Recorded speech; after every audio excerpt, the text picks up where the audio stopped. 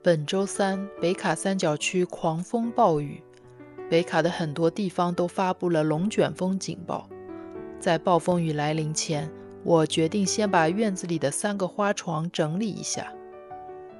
这件事本该冬天之前就做的，但是因为花床里有个蜜蜂窝，有点害怕，就想过一个寒冷的冬天再整理比较保险。去年种的植物早已经枯死，春天杂草也都开始长出来了，必须要修整了，不然看着太破败了。儿子希望今年种番茄和青椒，去年他经常帮我摘番茄，觉得很开心，那必须要满足他。先把铁丝网取走，其实装铁丝网也是无奈之举，不然啥都种不了，一定会被鹿和兔子啃精光。其实我挺想用篱笆围一个真正的菜园子的，就不用在每个花床上装铁丝网了。但是弄个菜园子有很多现实的困难。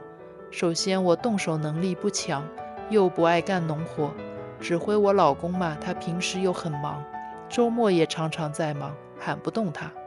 再者我很怕虫子，让我徒手触碰是绝对不可能的。而且我也舍不得占用太多后院的草地，所以只能羡慕小区里其他华人邻居，他们种菜有声有色，甚至还有人养鸡。我连3个花床都打理不好，中国人的种菜基因在我这里变异了。如果说家里有长辈同住的话，弄个像样的菜园子挺好的，算是给他们找事情做。周围许多华人朋友家里长辈来美国，都觉得在美国的生活特别无聊。如果不会开车又不会英语，行动更是大大受限。他们无一例外都会在院子里开垦土地种菜，有些种得相当专业，颇具规模。去年不小心挖到蜜蜂窝，被蛰了好几下。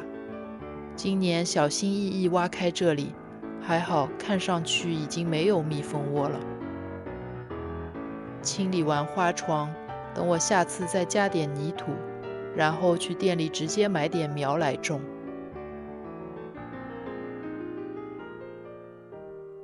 这个种花的大容器也要清理掉，没什么用，每次种上花都会被鹿吃掉。老公不小心弄断了这个容器的一只脚，土倒了一地，土里竟然有很多虫子在睡觉，太可怕了。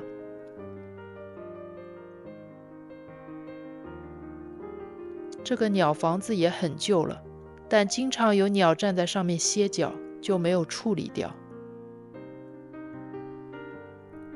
干完活肚子很饿了，肚子很饿的时候就会想要吃火锅。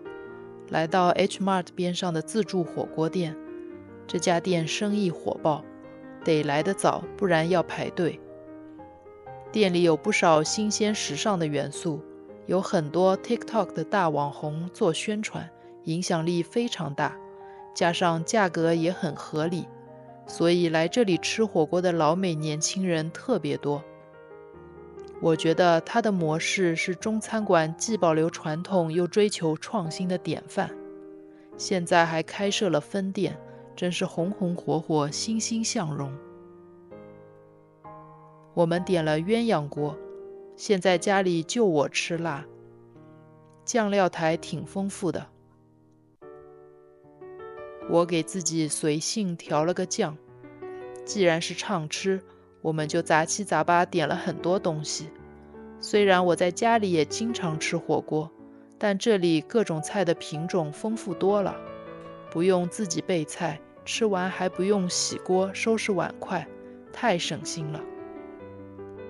吃完去边上 H Mart 买了个黄色的西瓜，结果回家一切开，全都烂了，好气，反正离得近，赶紧拿回去退了。还买了包花生，自己炒花生米。第二天去 Costco， 冷柜里1颗鸡蛋都没有。我发现能不能在 Costco 买到鸡蛋，现在全凭运气。牛奶倒是很充足。Costco 的老豆腐是我家冰箱里常备的，质量很好，可煎可炒，可下火锅。看到这个春节主题的乐高，清仓了还有那么多没卖出去，我觉得还是卖贵了。在复活节糖果的区域，看到了一款巧克力兔子，这眼神有点瘆人啊！确定是复活节不是万圣节吗？到底是谁在买啊？清仓特价$3一盒的培根，太便宜了，不拿一盒都说不过去。Costco 的亚洲速冻食品挺一般的，希望有朝一日可以在美国吃到湾仔码头的水饺。买了一车东西，总共$200，储备充足物资，手中有粮，心中不慌。暴风雨来得更猛烈些也没有关系。